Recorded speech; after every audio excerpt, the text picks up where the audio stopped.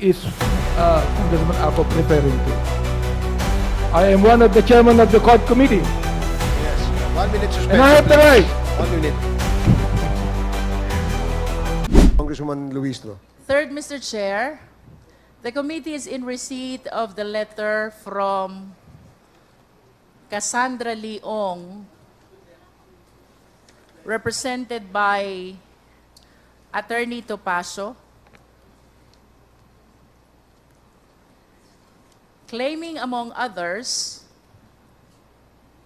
that her client opted to decline to testify, invoking the right to remain silent and/or the right against self-incrimination.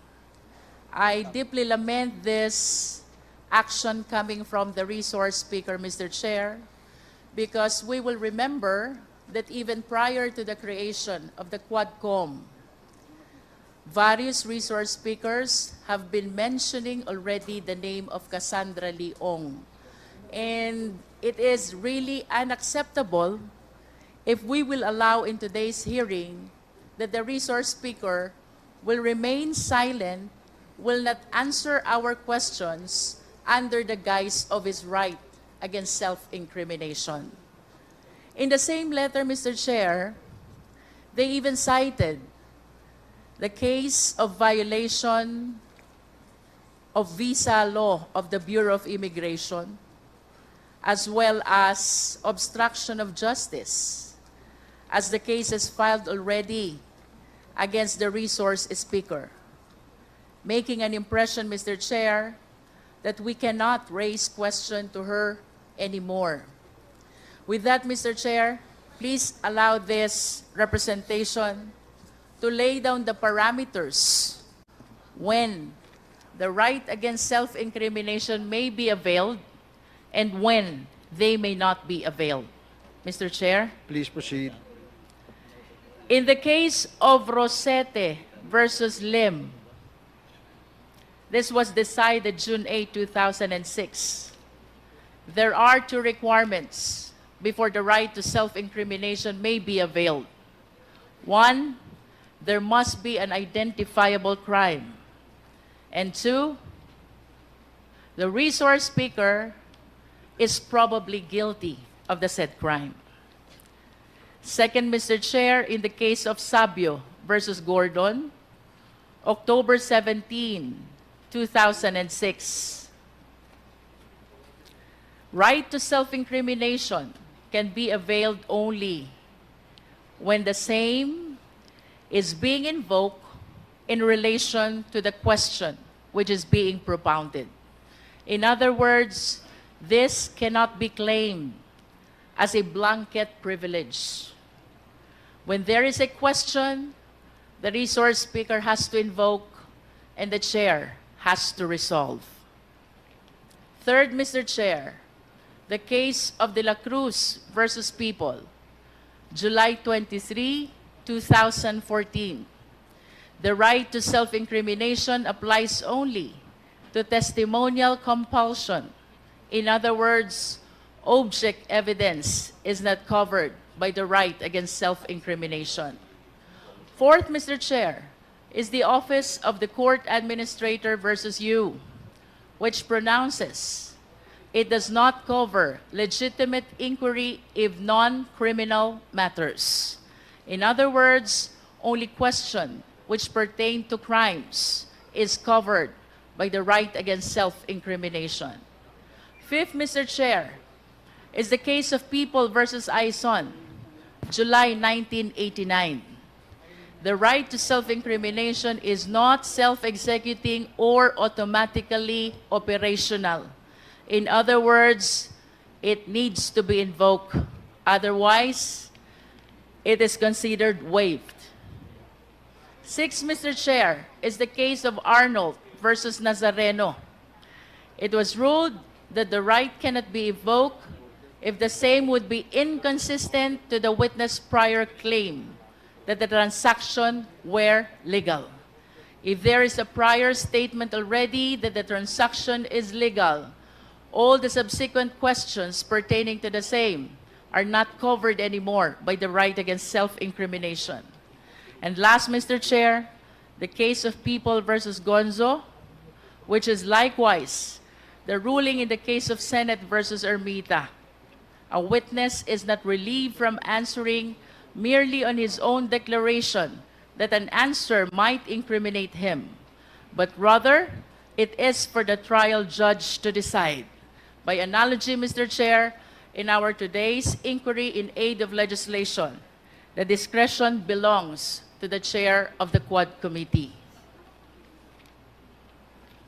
Mr. Chair, to proceed with my interpellation, Please proceed.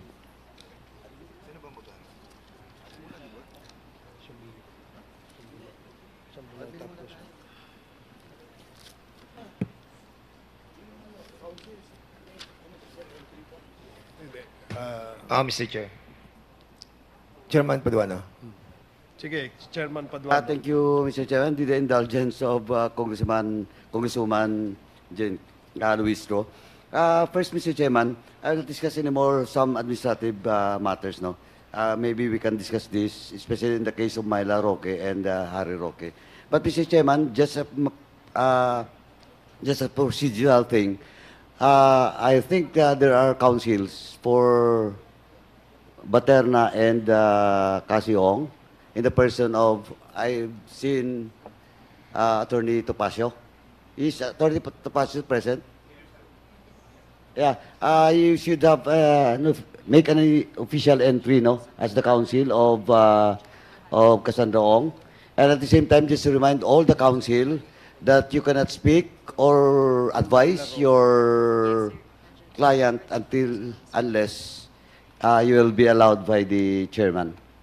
That's all, Mr. Chairman. Thank you, Congressman Paduano. Let me remind the counsel of Ms. Cassandra Leong, Attorney Topacio, that the participation of the counsel in a inquiry in aid of legislation is limited only to advising the legal rights of his client. And that goes the same to other counsel appearing before this committee. Thank you. We shall now proceed. Mr. Chair, I wish to address these questions to Cassandra Leong. Excuse me, Congresswoman Luistro. I'm sorry, but I missed the lineup of the members who wish to interpellate. I have it here with me now, and the first to interpellate is Congressman Dan Fernandez, and then after Dan Fernandez, Congresswoman Jinky Luistro, and then Congressman Rog Gutierrez, and then Congressman Deputy Speaker Frasco, and then Congressman Gaston Bunting. So please proceed, Congressman Dan Fernandez. Thank you so much, Mr. Chairman. Cassandra, Cassie, kumusta ka na? Can you kindly remove your face mask? Paige, can you please... Maganda ka naman eh. Huwag ka nang... relax ka lang, Cassandra. The reason why we invited you over, because if you remember, during the joint committee hearing, we invited you twice. And then you never acceded to the invitation of the joint committee hearing. And then we issued a subpoena. And then we elevated this issue on the Quadcom. You remember the time that you texted me, diba? And eventually you called me. And the reason why I'm trying to tell this, Mr. Chair, during the time that we have conducted that committee hearing, that joint committee hearing, Cassandra, in the spirit of transparency, Cassandra, I will tell the body, that you texted me and you called me. Para at least malaman nila kung saan tayo magsisimula. But the reason why you called me is to ask for help kung ano yung dapat mong gawin. Am I right? You can answer. Yes po. Yes, at during our conversation, sinabi mo kung ano yung dapat mong gawin. Is this correct, Cassandra? Yes po. All right. And sa text mo sa akin, no? And I know that this came from your heart, no? Sinabi mo dito sa text mo na, Hi Kong, thank you for the time to pick up the call. Sana matapos na po, puro na lang allegation. Pag-pray ko din po, maging fair enough din po. I'm not involved in politics and will not po. Ayoko din pong madamay sa away po ng malalaking tao. Mabuhay po ang Pilipinas. Mabuhay si PBBM. So you texted this, di ba? You remember? And you were saying na ayaw mo ring may madamay na sa away ng malalaking tao. Are you referring to sinong personality are you trying to imply on your text?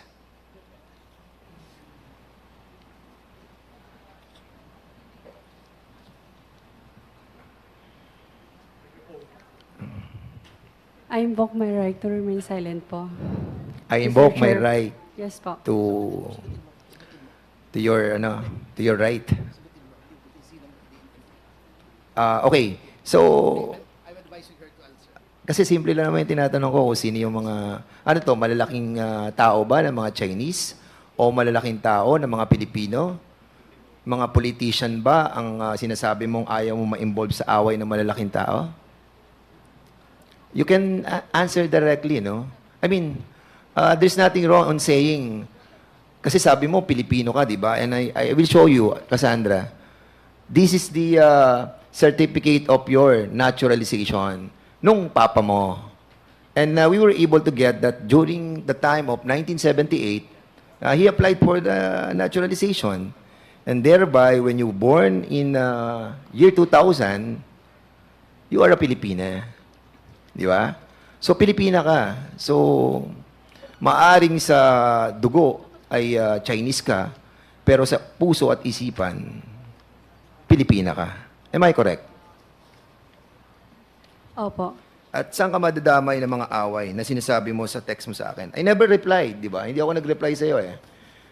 Because I really don't want you to answer back on my cell phone. What I wanted is for you to appear on the committee and to answer to all of us. So, sino? Mr. Chair, I invoke my right po to remain silent po. Congressman Fernandez, if Yes, I may. Mr. Chair. Yung tanong ni Congressman Dan Fernandez ay hindi naman incriminating dahil ang tanong niya, kaninong away? Is that an incriminating statement?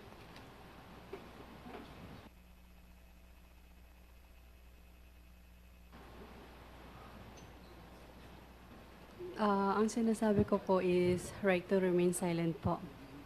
Hindi po self-incrimination. Mr. Chair, Mr. Chair, Mr. Chair. Okay. Mr. Chair, Congressman Acop? I would just like to remind Madam Cassandra Ong and her lawyer that what we are conducting here is not a custodial investigation where you can invoke your right to remain silent. There have been Supreme Court decisions on this. So I think the witness has to answer. Otherwise, we will move to cite her in contempt for refusal to answer. Mr. Chairman. That is correct. Congresswoman Luistro, you want to Mr. say Chair, something? the reason why I started our hearing with the parameters on the use of right to self-incrimination is to guide our resource speaker as to when they can be availed of and when they cannot. And as far as this representation is concerned, Mr. Chair, we have two elements before they can avail of the right against self-incrimination. One, there must be identifiable crime. And two, there is the probability that the resource speaker may be convicted of the crime. Now, at this point, Mr. Chair, may we ask Ms. Cassandra Ong, nung tinanong ka ba ni Honorable Dan Fernandez Kaninong away ang iniiwasan mo? Ano bang krimen ang iniisip mo na baka ikaw ay madamay?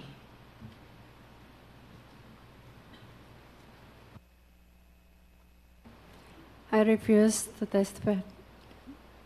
I refuse to answer po para sa own reason ko po. If I may, Congresswoman Luistro, I'm sure it is upon the advice of your counsel, Attorney Topacio. Kaya mo sinasabi that you refuse to testify or the right against self-incrimination, etc., etc. Pero maliwanag po na marami pong sinight na mga jurisprudence tungkol dito. And we don't want to, we are very lenient to your client, Attorney Topacio. And because of that leniency, we allowed her to appear before us so that we can propound questions related to the alleged crime that she has committed. Under the jurisprudence that was cited by Congresswoman Luistro, meron pong identifiable crime. And we don't want the committee to be compelled to cite her in contempt. Because as it is, she is already detained in the House. And once the committee rules on citing her in contempt again, she probably would stay in this detention facility much longer. Kaya please, advise your client to cooperate. As long as her rights are not violated, we will continue to ask her questions.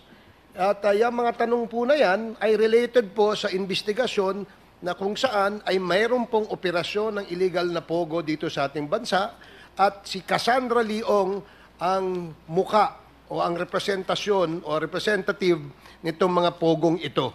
Kaya yun ang gusto po naming malaman, Attorney Topacio. Please, advise your client. Yes, Cassandra, naintindihan mo ba yung sinabi ko? Yes po. So, sasagot ka na, Cassandra. Mr. Chair, pwede po ako mag-excuse sa sarili ko ng like 10 minutes lang po. Excused for 10 minutes? To consult with your lawyer? 10 minutes. Yes po. The chair, is that too long? I mean, that's too long. 5 minutes. You can consult any member you wish to consult. Kung yan ang problema. Kasi if you give you 10 minutes, alam mo, kanina pang umaga itong ating mga resource persons naghihintay. Yeah.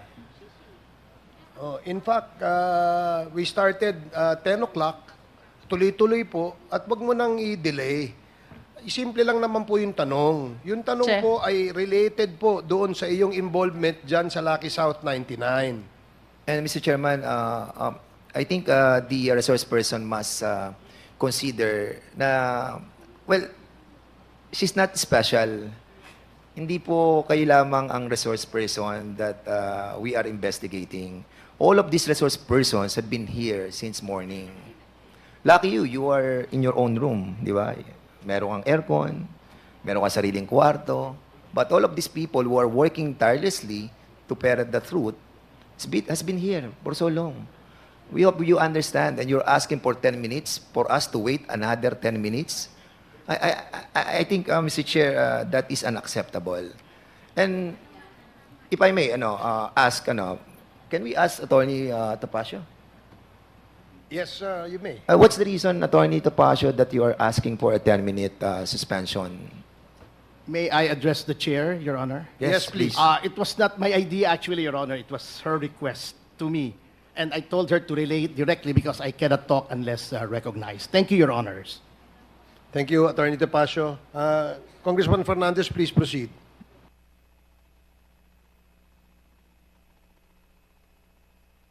And Cassandra, what is the reason for a 5-minute suspension that for you to talk to your lawyer?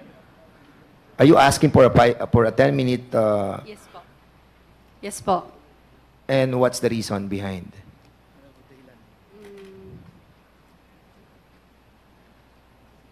Mr. Chair, Okay, sige. We will allow you for a 5-minute conference with your lawyer, provided that pagbalik mo, you will tell the truth. Is that clear? Mr. Chairman, I object because we've been waiting here for so long. Let's start on this right now. I think the resource person needs to confer with her client, and Mr. Chair. the committee is Mr. Chair. lenient about that, and Wala. because it is also her right, Mr. so Chair. we can provide her at least 5 minutes. Mr. Chair, Mr. may I Chair, remind our members that when the chair is speaking, let us not disturb him. That is the rule. Thank you, Congressman Akop. Thank you also, Congressman Abante. well, So- Mr. Chair, I'd like to find out who is Congressman Akop referring to. I am one of the chairman of the COD committee. Yes, 1 minute And suspension. I have the please. right. 1 minute.